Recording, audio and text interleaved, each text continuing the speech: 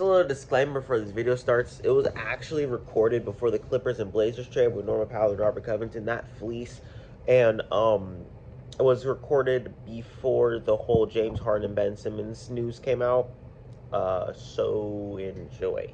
Alright, y'all, listen, man. We back here with another video.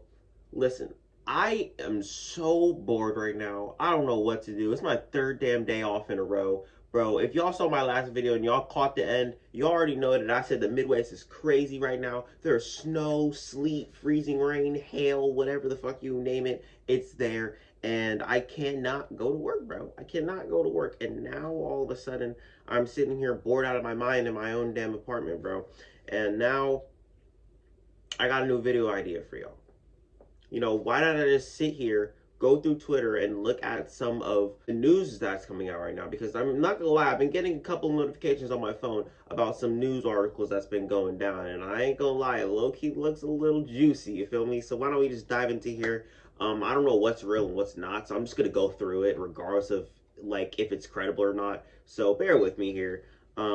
This is definitely an impromptu video, like off the top of my head. I don't even know how the hell this is even gonna come out. The first thing we got right here is this says that LeBron James is willing to leave the Lakers to play with his son. I mean, this one right here isn't really that, you know, surprising to me because, I mean, LeBron has been saying that he wants to play with his son or against his son, regardless for that matter. But to be honest, I would be so up for it. And then Loki starts getting like fantasies in my head. What do you mean by that? Imagine the Cleveland Cavaliers can get Bronny and LeBron. I mean, a nigga could dream, bro. I'm not gonna lie, but I love to see that. I love to see both of them play together, or both of them be in the league for that matter. I cannot wait for that time to come because there's no way that it's not gonna come. I don't give a damn if LeBron's body breaks down or if he's declining or if he averages 12 points a game when he's 40 years old. He's gonna play with his son regardless of what happens. I don't think he's gonna slow down anytime soon. I think he has like 4 seasons left in him, and by that 4th season, Bronny will be in the league. So stay tuned for that. I cannot wait to see that happen, bro. I'm gonna be, how old would I be? Holy shit, I'd be 23 years old. That's insane, bro. The next thing we got right here is low-key a little bit juicy, you feel me? It says that Donovan Mitchell's relationship with Rudy Gobert is back to being passively, aggressively awkward. Y'all remember back when COVID hit, and Rudy Gobert gave that nigga COVID. I know y'all remember that shit. That was one of the craziest moments in NBA history. I would not care what anyone says. That was one of the most, like, what the hell is going on moments in history, bro. And it was coming out that their relationship was ruined because of that, basically. And we all thought that it was, like, back on good terms. They were first in the East, or not in the East. They were first in the West. And it looked like their chemistry was very, very good, like, on court. I mean, there's no way that it could be, you know, bad off court. But, I mean, it's coming out that right here it's back to where it was. We're back at square one. See, like, if y'all don't know by now, Donovan Mitchell has been in concussion protocols and Rudy Gobert has been out, and the Jazz have been pretty shitty. I'm not gonna lie, they just lost Joe Ingles to an ACL injury. I hope he gets better, and I hope he comes back next season stronger than ever, if he even plays next season, maybe the season after that. But regardless of whenever he comes back, I hope he comes back stronger than ever. But the thing is, the Jazz as a team just do not look good right now. They have been on a losing streak. I think they lost their last 6, if I'm not mistaken. I'm sorry, Jazz fans. I'm not watching your team if Donovan Mitchell or Rudy Gobert aren't playing, and vice versa if both of them are playing. You know what I'm saying? I'm not watching your guys' team. I personally apologize for that. But you guys have been basically a shit show, and this does not make it any better.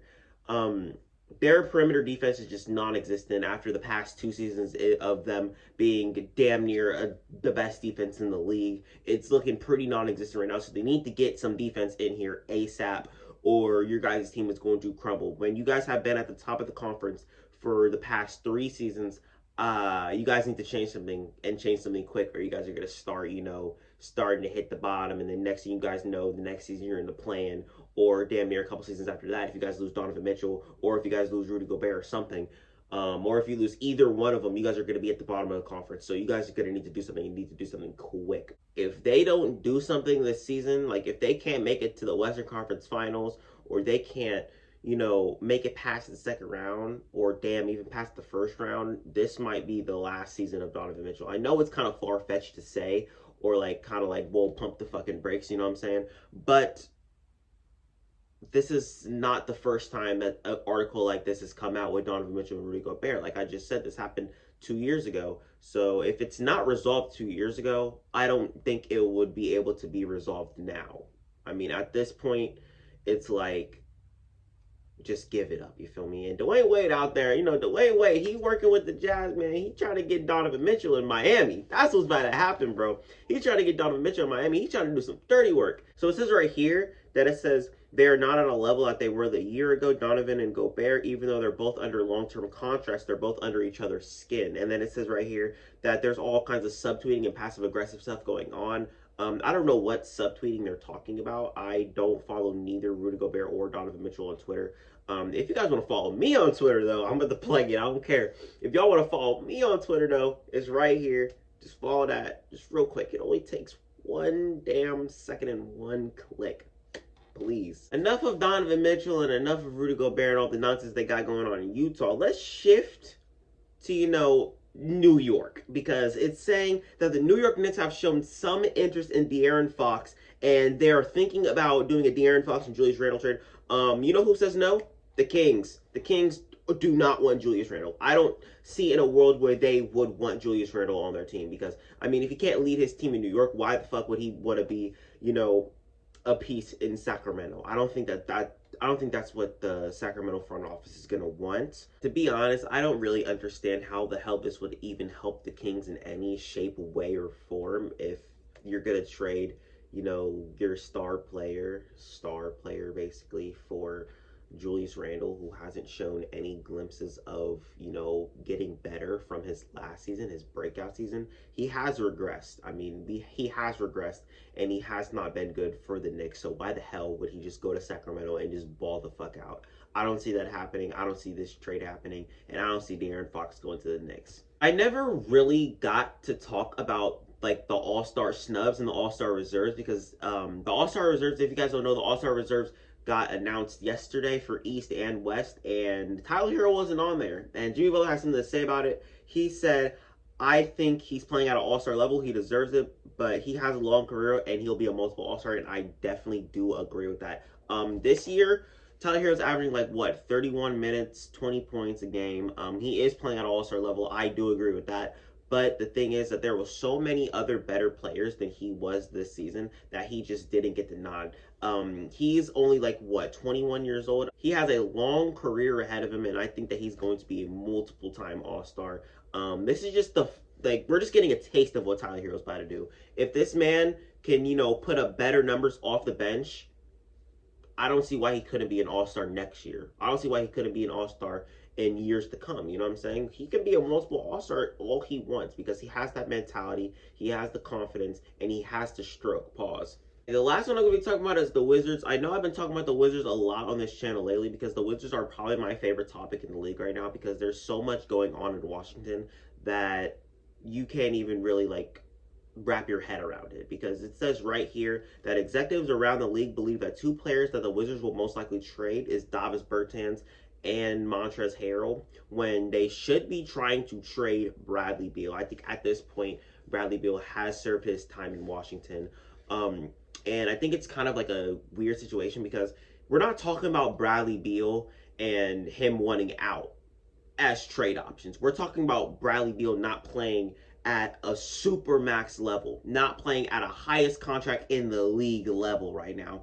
And I think that the Wizards front office has two options. They trade Bradley Beal right now, they get assets for him, or they try to do a sign-in trade and bring him back and don't trade him past the deadline. I personally would not try to do that, because I don't think any team is going to want Bradley Beal on their team making $200 million a year, or $200 million for 5 years. I don't think anybody's going to want that. Another thing is Bradley Beal wants that damn supermax. And I don't think the Wizards should pay him that supermax, because he's not worth it. I'm sorry, he's not worth it. As a contract year, Bradley Beal is having one of the worst shooting splits of his career. That's all I can say, and it's not good. It's not good for the Wizards front office. It's not good for his paycheck. It's not good for his pockets. It's not good for the team. It's just not good overall. I'm personally on board for the Bradley Beal and Ben Simmons trade. Because the 76ers did say that they were open to doing a swap between them, and I generally don't think that that's not a bad idea. I think that helps both teams. That helps the Wizards start their rebuild with Ben Simmons, and they already have a couple other players there who they can build off of. That definitely helps the 76ers compete for a championship because, I mean, damn, they have Bradley Beal and Joel Embiid on the same team. I think Bradley Beal as a second option on a basketball team is definitely better than Bradley Beal as a first option on a team because you guys tried that experiment out. You guys already tried that experiment out with Russell Westbrook and Bradley Beal. I thought it was over then. I thought they were going to trade Bradley Beal. I thought they were going to trade Russell Westbrook, and then we're going to start the rebuild. But no, they bring in Kyle Kuzma. They bring in Kentavious Caldwell-Pope. They bring in fucking Montrezl Harrell, and they, re-signed Davis Bertans to a shitty fucking contract because he's not playing at that level. Trust me, he's getting DMPs now. So I don't think any team's gonna want Davis Bertans in his fat ass contract because he's not playing good. Montrezl Harrell, he fell off after the beginning of the season. I still think that he could be a very good piece for a contending team. So I think you can get him off your books. I think that you guys need to try to figure out a trade for Spencer Dinwiddie, but I don't think anybody's gonna want Spencer Dinwiddie. I don't know what's going on with the Wizards right now, but they need to figure out something. They need to figure out quick. Or maybe, I mean, it came out that they said that they wanted Sabonis. I don't know how the hell you're going to try to get Sabonis, and I don't know how that makes your team better.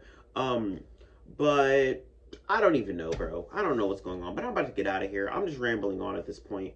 Hopefully the Wizards can figure it out. De'Aaron Fox is not going to the Kings, or he's not going to the Knicks. I don't even know.